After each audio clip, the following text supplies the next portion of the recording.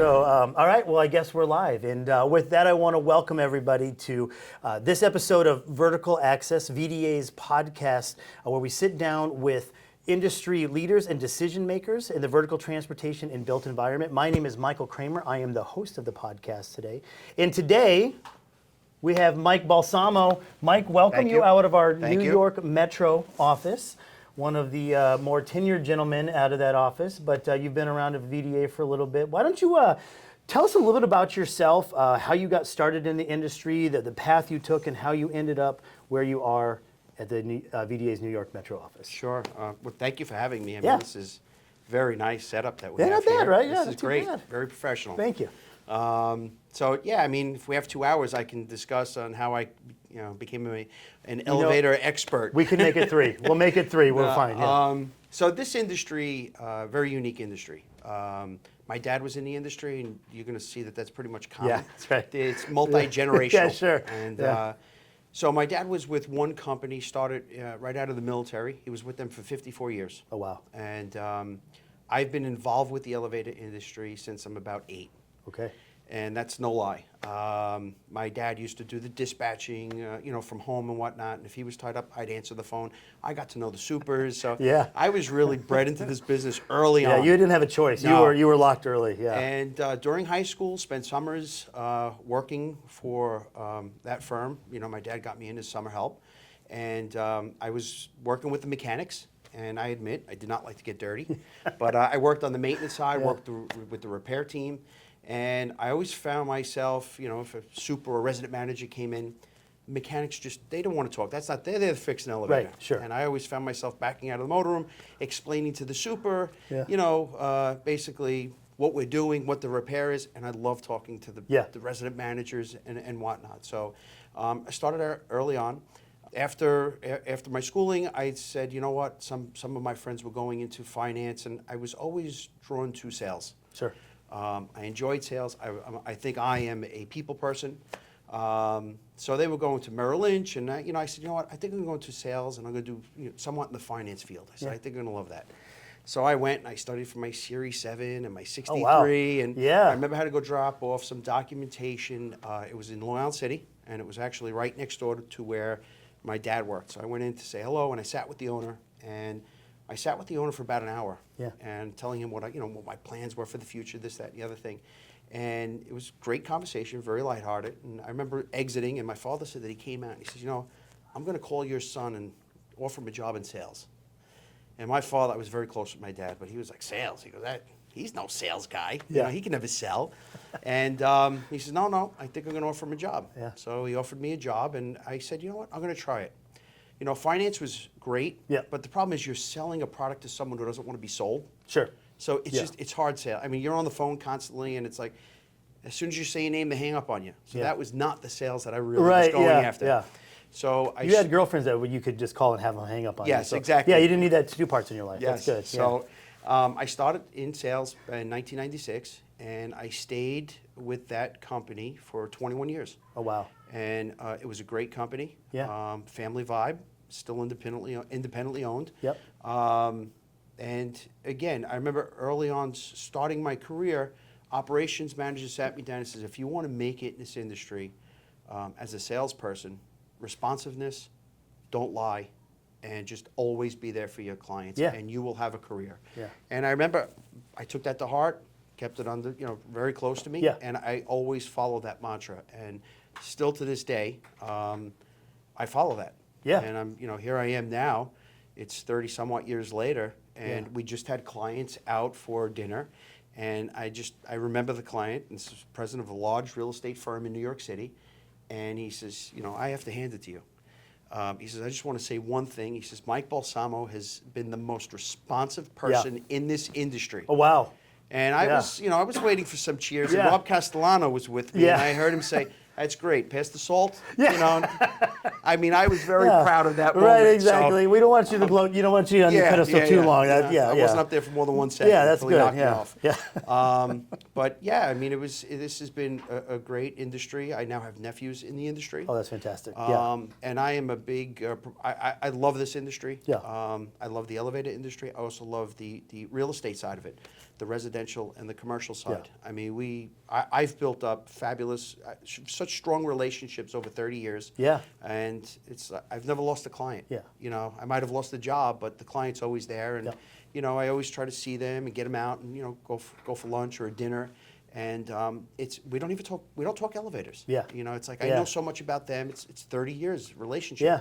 And I think that's what makes New York City so unique. I don't know if that happens anywhere else. Sure. And here in New York City, it always has been, and I think it always will be relationship driven. Yeah.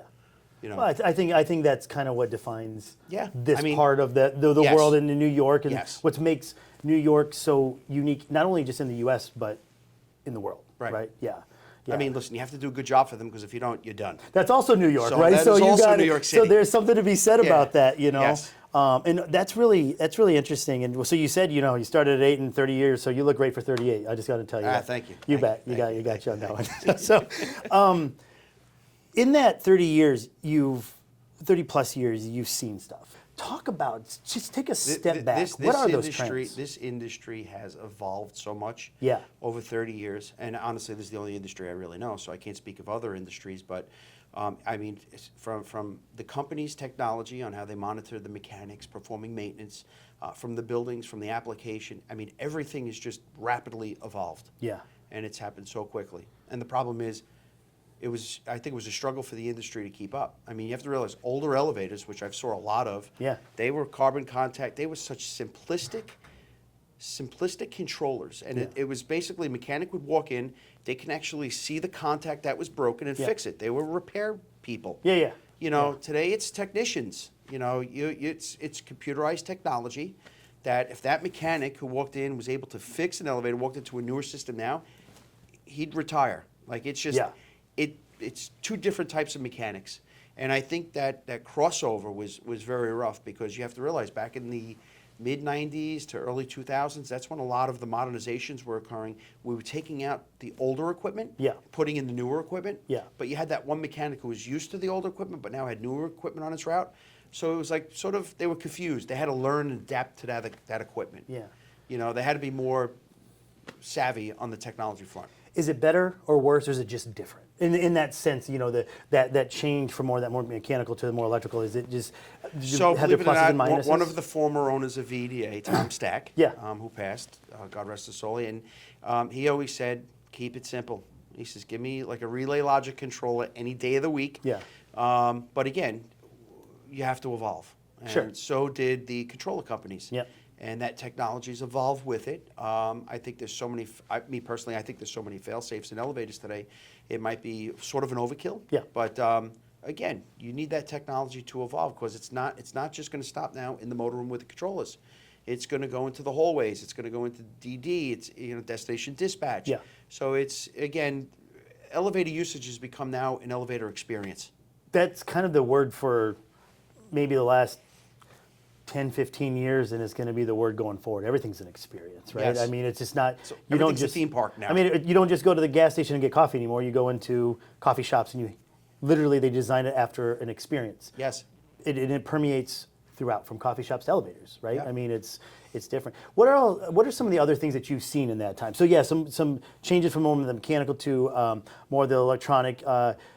Beyond maybe even the elevator, just like how we go about business, what customers expect per se, or even how we go about our business from VDA or the likes of companies like ours in the industry.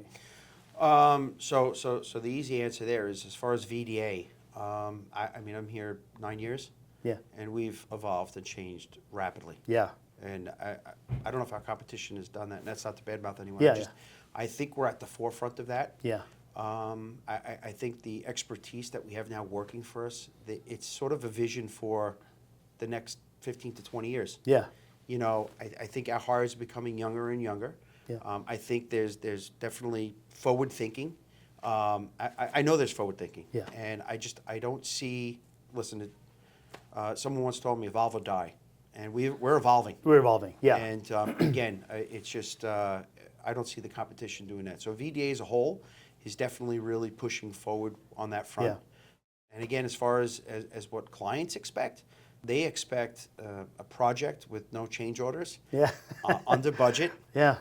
and below schedule. Three things that happen all the time as Oh, far as yeah. always. Always. 100% There's never on any all of them. problems Never on any these types problems with any of jobs. those, right? Yeah.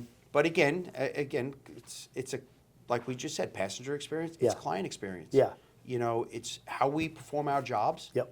That's an experience that the client wants to make sure is a good experience.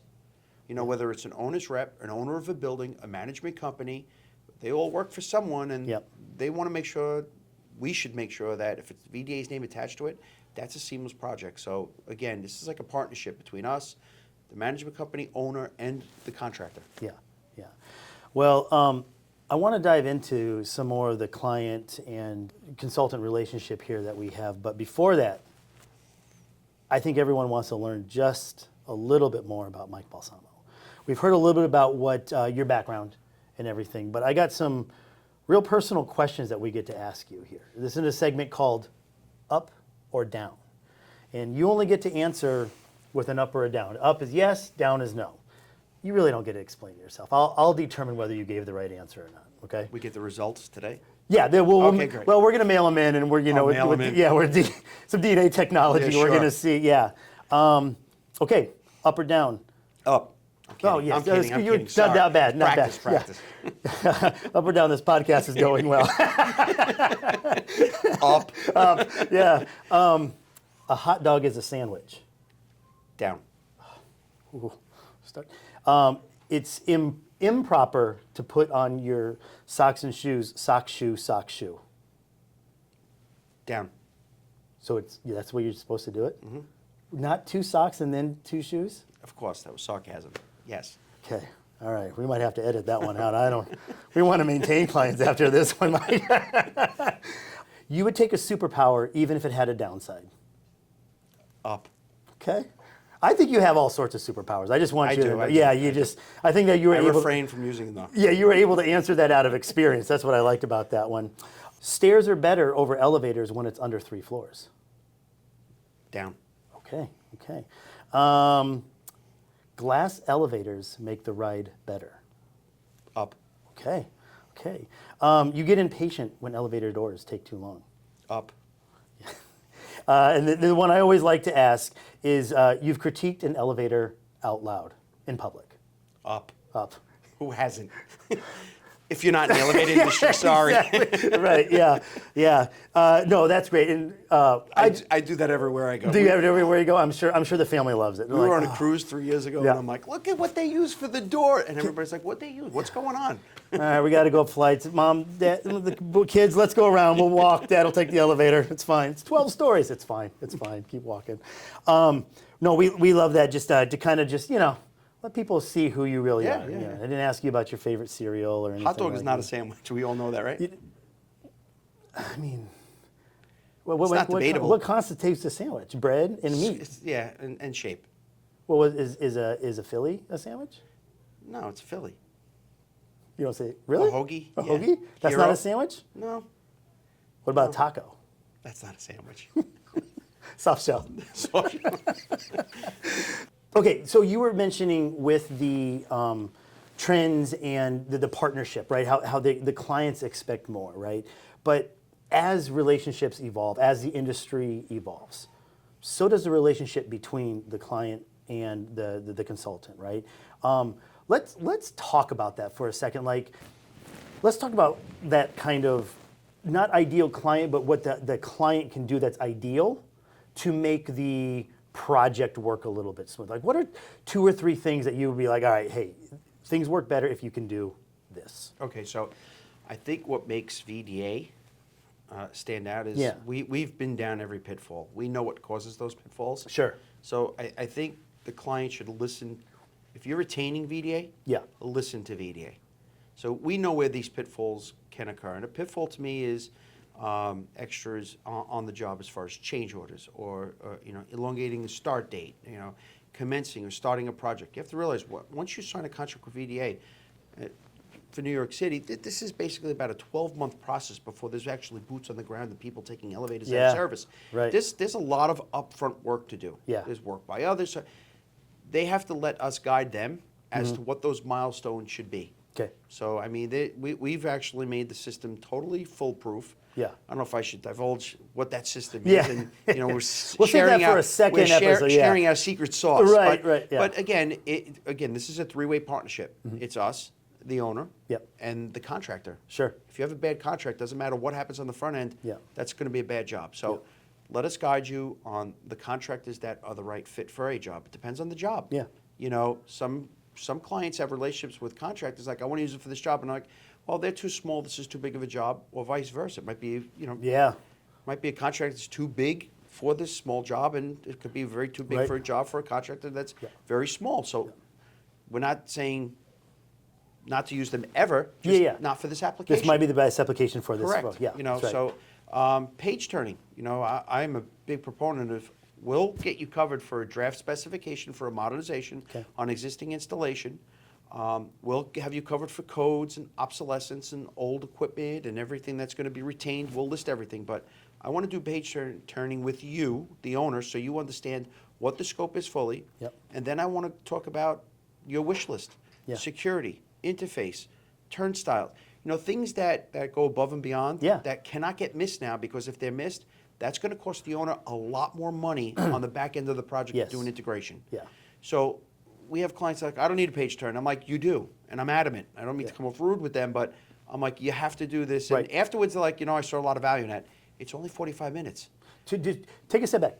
Describe page turning for those who may not fully understand exactly what you're talking about. So we go through the entire spec. We talk about, from very high level, what we're doing with your hoist machines. Yep. Are we retaining them? Are we changing them? What are we doing with your controllers, your door equipment, cabs, fixtures, what the client can expect, where the contractor is going to be working from on each floor, how long, staging. So we go through that. Then we also go by work by others, because that's something that's not going to be carried in the base bid. It's work by others, not the elevator contractor. Got it. Yeah. And that's something that halfway through the job, clients used to call me up, or Rob, or my partner, or somebody in New York City, and say, we never even knew about work by others. Yeah. Well, it was in the specification. Yeah. So that's why I want to do these page turning meetings with all the clients, so they can see what the work by others is, understand the scope, and then say, okay, I was just talking to the tenants, they want card access, they want lobby boost, they want to upgrade the fixtures and make them a little bit different. So again, those are the wish list items that we'll discuss during a page turning.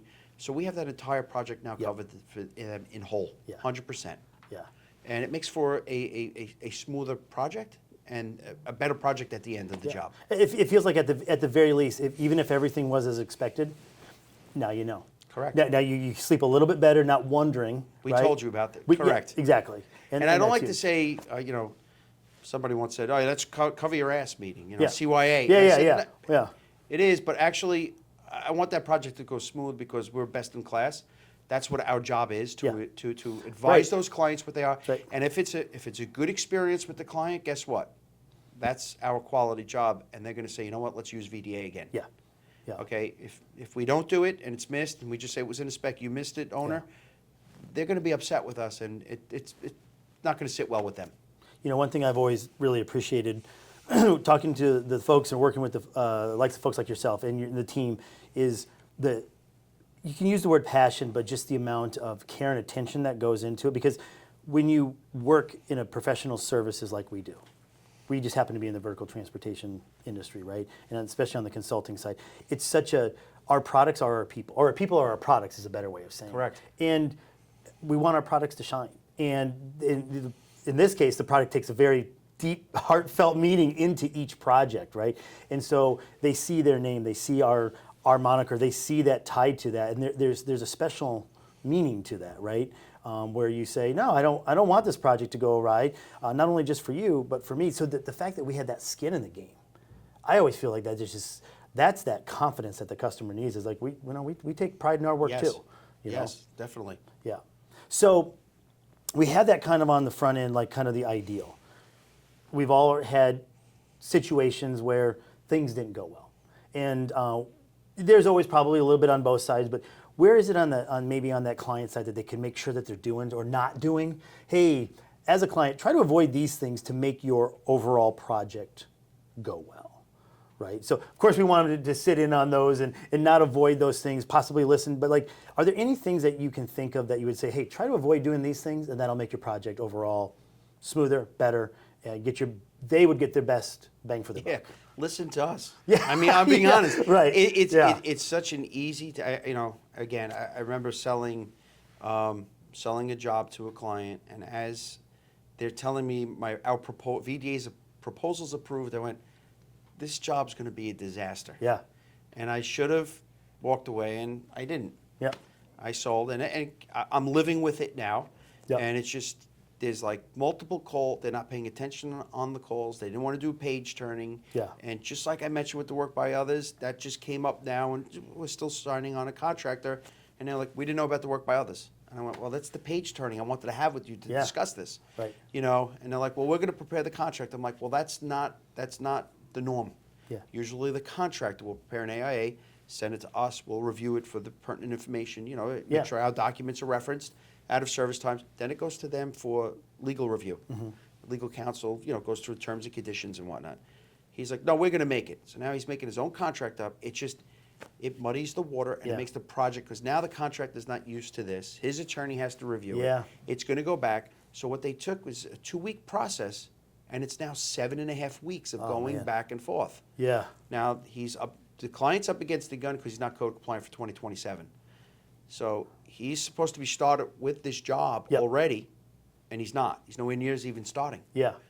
So it's going to make for a problem down the line, Yep. which is probably going to ensue penalties, which he's going to have to pay for. Yeah. So again, listen to us. We understand the design concept. We know where the pitfalls are, and it's usually on the front end. Yep. It's usually during the contract. It's usually during selections. So we'll guide you as best as possible. If you Yeah. listen to us, we've been down this road before. Listen to us. It'll make for a smooth project. Well, that's what they're paying you for. Correct. I mean, get your money's worth of sorts. Yes. I mean, my word's not yours, but I mean, that's what I'm hearing, exactly right? It's what, get your money's worth. Yeah, get your money's That's worth. what you paid yeah. us for. Yeah. Honestly, Yeah. on the whole, we do turn out a lot of good projects. Yeah. I'm involved with some now, which I'm hoping at the end will be like my flagship, which is Yeah. the newest of technology. New machines, PMAC, so it's like the full boat Yeah. destination dispatch, which is coming into the building. It's not there now, so Yeah. watching them transform this commercial building into this DD high rise, it's going to be a beautiful project. Yeah. That's going to be mine, and hopefully on next year's podcast, Yeah. I can talk about that one and say, Yep. that's it. That's it. The rest of all, and I hate to use this term, plain vanilla. I Yeah. mean, it's really plug and play. But it's not how the actual project turned out. Mm-hmm. And again, when I say plug and play, you're taking a machine out, you're putting a new machine in. Yeah. You're taking the door equipment out, putting door equipment in. Same with the controllers. Yeah. Where I get very juiced up or amped Yeah, up is yeah. on the cab's cosmetics. What some of these clients can pick. So Yeah. typically it's a cab allowance of $35,000. Okay. I've had a job on the Upper East Side. The final cost was $90,000 for a cab. Wow. A lot of money. A lot of money. Beautiful. Yeah, It right. took 2 years to pick this cab. Okay. 2 years. So again, Particular client with Yes. with a particular taste. correct. Love it. Love Love it. Upper East Side, so they Yeah. have the money for that Sure. type of cab. But yeah, I mean, that's something that really honed in on me was a specialty project as far as the cab selections and Yeah. the whole design process of that. Couple of projects, I can name one is one up on East 87th Street. I do remember old beautiful wooden cabs. Yeah. They hired someone to come in and they were supposed to sand down the finishes of the cab. Yeah. They put a hole right through the cab. Oops. And, that was a pain project, but, Yeah. but I was Yeah. there for them, and we Yeah. redesigned new cabs. And at the end, they were so appreciative. And again, those are the projects that I like, is when the client really appreciates our interaction, our involvement, Yeah. and VDA's involvement. Yeah. And Yep. it's great to hear. I couldn't have did this without you guys. Yeah. And that's really like, I love hearing stuff like that.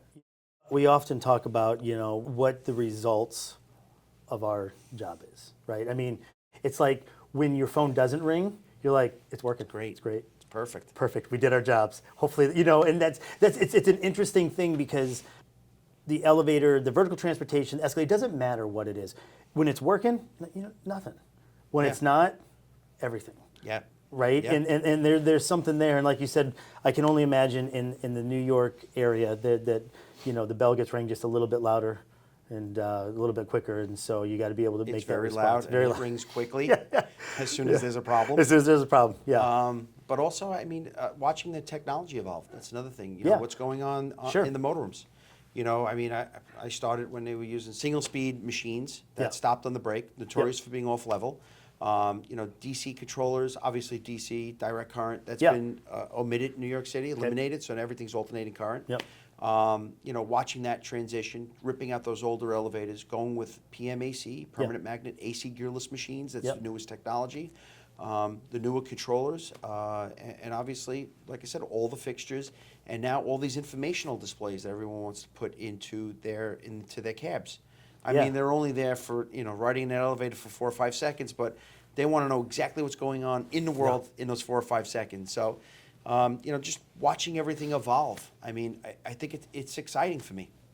A little bit later, we'll ask you what you see in the future, right? But I mean, like right now, what we're seeing is I mean, you mentioned it there, an attention span of people that is shortening, right? I mean, you Don't exist. The only thing that works are the long form podcasts anymore, right? And and for some odd reason, those are actually, but everything else is 6 seconds or less, or maybe it's just I haven't found interest. Flip clip. through it. It's a clip, right? clip. And so that's what you have. You have clips when you can ride these, and I mean, that's how today's world is finding its way in something. And I'm gonna say as simple as an elevator, not the system itself, but just for the user experience. You used to go in, doors shut, you feel goofy for a second, they open up and you're in a different spot. It's like magic, right? But now, oh my gosh, we can't inconvenience you for 10, 20 seconds with silence, and your phone might not work, and then what am I going to do, right?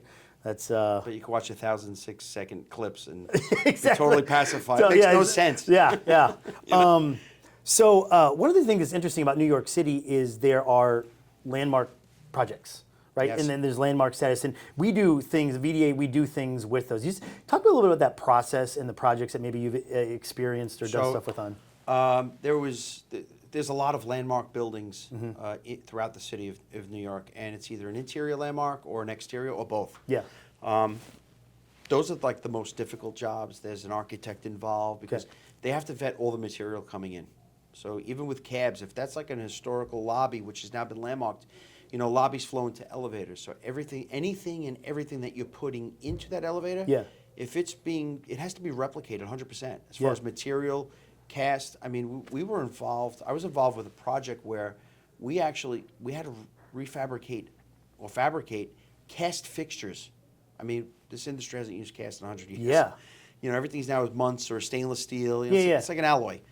These were heavy casts. We had to find a company that did it. It was one company down south, which we utilized for this project. But I mean, it's obviously the price was almost double for the fixture. I think actually triple for the fixtures. Wow. But that's what it called for. Yeah.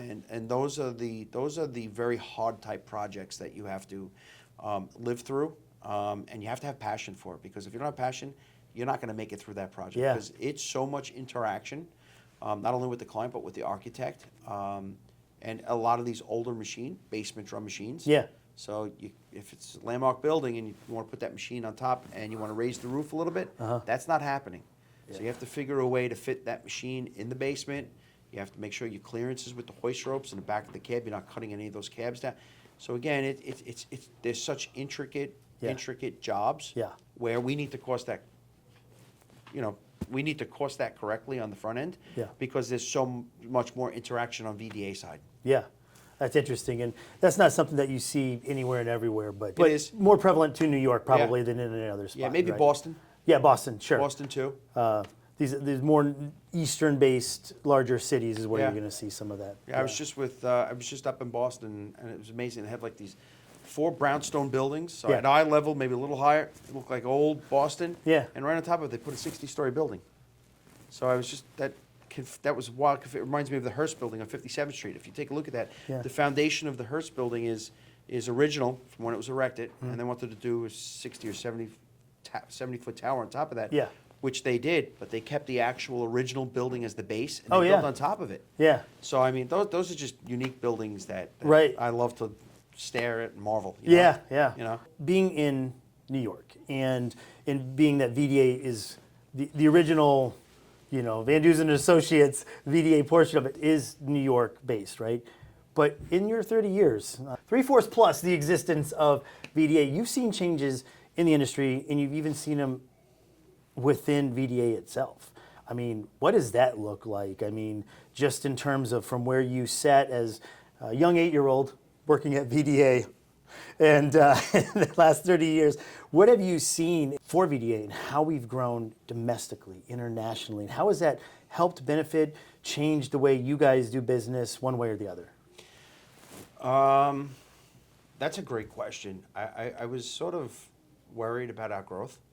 Oh, interesting. Yeah, why? Well, I try to name a lot of companies that grew as fast as we did and Yeah. still held it together as far as quality It's fair. and employees. Yep. And I mean, I could speak for New York City. We have one of the highest retention rate, not only with employees, but with clients. Yeah. And we've grown. We're at now over 500 employees. Obviously, we're all over the globe Yeah. now, but it's still VDA New York City as far as my clients are Yeah. concerned. They haven't seen that change, Right. which I'm glad. But there's so much depth to the organization, Yeah. which means if that client should happen to have a building out in California, Yeah. guess what? I'm there for you. Right. If you have one in Dubai, I'm there for you. Right. So it's good to use that depth as an advantage when we need to. Sure. But I just know me and my partners in New York City, we keep on preaching quality, quality, quality, and we keep on staying involved with our clients. Yep. And that's something that you have to do. Yeah. And we've also made a lot of acquisitions, which help with that growth. And if you look at what's amazing to me is all the acquisitions we did, all the owners are still here. That is not something that. But you know what? I think there's a reason, and I'm gonna put words in your mouth here, but like the word I'm gonna go with is intentional. I've seen it that how intentional you guys are in New York City. I've seen how intentional we are from a headquarter basis across the country and across the globe. Like there have been growing the family. It just doesn't happen that way. It's like when the children. You just hit the nail on the head. Yeah. Some people are growing a business. We're growing a family. Yeah. And I'll be honest with you. Every acquisition, like I'll meet the owners and I'm like, these are good people. Yeah. Right. Most companies, they don't care about the people who they're buying. Yeah. They're buying a number. They're just buying a company to say they bought a company. Yeah. We are growing our family, and we're buying family members. Well, we use those words internally. These aren't external words that we Yeah. use them, but we talk about that. Yeah. We're growing the family, and this is how we're going to do it. And we get on planes, and we go and see each other, and we sit down, and we talk, and we break the bread, right? It's and a dysfunctional family, but it works. Oh yeah, totally. But we love each other nonetheless, right? No, it's intentional in New York City. It's intentional in headquarters. It's intentional overseas. We're focusing on that. In previous lives, I've been a part of organizations where you do buy, and then you cut the head off that chicken, and it does run around crazy, and it doesn't go that. Not only have we seen those people stay, like they are ingrained, and we've picked up so much from them, from some of the ones that we purchased in New York City, and now we use that as a platform for our inspection side of our business. I mean, like we're learning and we're growing. I personally, having come here, think that's one of the most amazing and fascinating things that I see. It's real and it's intentional, and it's pretty great. It is. Yeah, yeah. It is. So, well, now we're going to get into another unique spot. Okay, one of my favorite segments where we get to learn just a little bit more about Mike Balsamo, and I won't tell you whether your subjective answers are objectively right or wrong on this one. So you're off the hook on this one. This segment is called Between Two Floors, and the idea of this section is we want a personal or a professional story from you where you didn't necessarily feel stuck, but you were kind of in a spot where you had to make a decision. Can you tell us a little bit more about the situation, the decision you made, and then the results of it? That's an easy one. All right, let's go. 30 plus years in the industry, this is my second job. Yeah. So Yeah. my first job, my first employer, I was with for 21 years. Yep. That's where my father worked for 54 years. Oh, man. And History. so I do remember going through, that was a crossroads in my life of when I had to exit Yeah. from my former employee and start here. Yeah. And that weighed on me. Sure. So, I mean, as far as why, great organization, great company. And again, it was family. Yeah. It was family. and it was a great team, great family. I needed just something a little bit more for growth in my career. Yeah. And do for a change. Sure. And it was very hard on me saying my goodbyes. Oh, I bet. And I remember the night before I gave my notice, and I was up to like 2:30 in the morning, and I said, screw it, I'm going right to the office. And I went right to the office, but I told my wife, I said, the toughest thing is I'm not worried to make a mistake going to VDA. Yeah. It's exiting. I says, I know what I have here with my current job, Yeah. and it's family. Right. I says, and I'm not going to have that at VDA. Yeah. I says, I'll never be able to replicate that again. Yeah. And 2 weeks after, I was like, I made the right decision. I mean, Yeah. this became family quickly. Yeah. Yeah. And I sort of only knew VDA, from looking outside Yeah, in. sure. Yeah. When I got here and I saw the professional team from the outside, they're still very professional. Yeah. But it's great camaraderie, it's Yeah. great teamwork, and it became my family quickly. My second family. Your second family. Sorry, my third family. Third family, yeah, whatever. know? Just we're all big, But, one big family. But yeah, that made that was a very, very rough transition for me. Yeah. I suffered through that for months. Oh, I bet. Yeah, it was a very hard transition, Yeah. And I was very nervous on giving notice at a company where my father was there for 54 years. Yeah. I still have family there, and that was my stuck between two floors. Well, you take that family with you, though, right? That family never leaves you. There's so much that you do today that came from them, whether you know it or not. That is now that Right. helped build those instincts. That ingrained Yes. what you know now. That's in your DNA because of them. Correct. And so, it's a hard decision to make. But my guess is they cheered you on all along the way. No, they did. I'm kidding. I'm kidding. Yeah, We still, again, Yeah. they're a contractor, so Yep. we do work with them. So we're along, and it's totally Yeah. smooth. Wow. It's I still miss them. Yep. It's the people there. Still great organization and whatnot. But Yeah. that was a tough one for me. And Well- again, it's my only job change in 30-something years. Yeah. So yeah, it was a tough one. Yeah. 21 years. It's going back to the very, very beginning when you were talking about it. This is like it's a very niche industry, right? I mean, when you're in it, you see all the things and you see things differently. But if you're not familiar with vertical transportation, everyone knows what it is, but they may have never even called it vertical transportation. But once you get in, you find out that, well, whose nephew are you? Whose son are you? Because it all kind of started that way and for long. But that also is changing too. You see that, but a lot of whether it's obviously VDA or otherwise, you just see they'll go from one manufacturer to another or to a consultant. But that's good because it keeps things kind of fresh and it allows people to see things differently, both sides of the coin, if you will. And Yes. That's got to make you a better consultant or salesperson or leader of the organization in that yes, sense. definitely. Yeah.